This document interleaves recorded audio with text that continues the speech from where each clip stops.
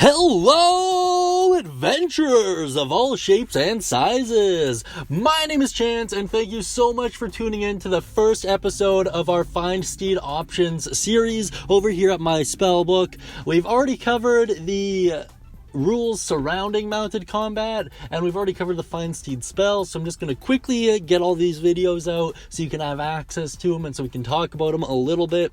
Today we're going to be taking a look at the Warhorse in particular. This is the go-to Find Steed for the most part.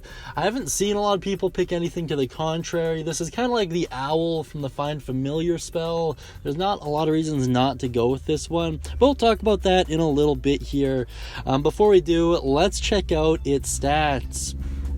So your AC is going to be 11, which isn't terrible, to be fair. Your hit points are 19, and that is determined by rolling 3 die 10 plus 3 and taking the average. Talk to your DM if you actually want to roll these, though. I always let people, but once again, DM call. And the speed is 60 feet, which is really impressive, especially because you can take the dash action while you're mounting and get an impressive 120 feet. Once again, check back on the combat rules regarding mounted combat, just so you're familiar. Taking a look at their stats there, strength plus 4, great stuff. When you're determining carrying capacity as well, it's your strength score multiplied by 30, so 18 multiplied by 30 would give you your total carry capacity in pounds. Bear that in mind. Dexterity plus 1, con plus 1, intelligence by raw is -4, but if you're using the Find Steed spell, that gets boosted up to a 6, which is a -2, so just be sure to factor that in.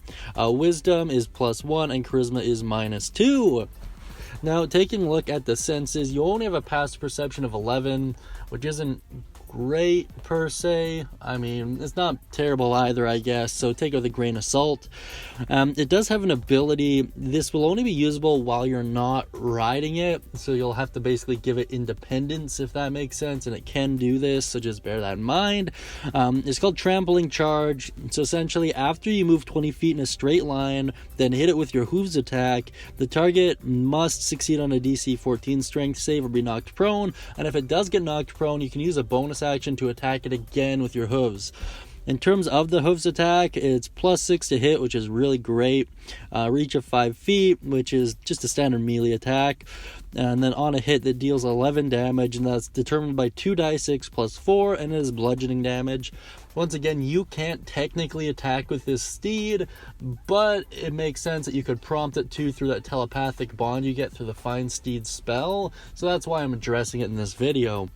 That being said, if you have any thoughts, opinions, ideas regarding the Warhorse in particular, any ways you've reskinned it, or any cool stories, please put it down in the comment section. I really do appreciate it.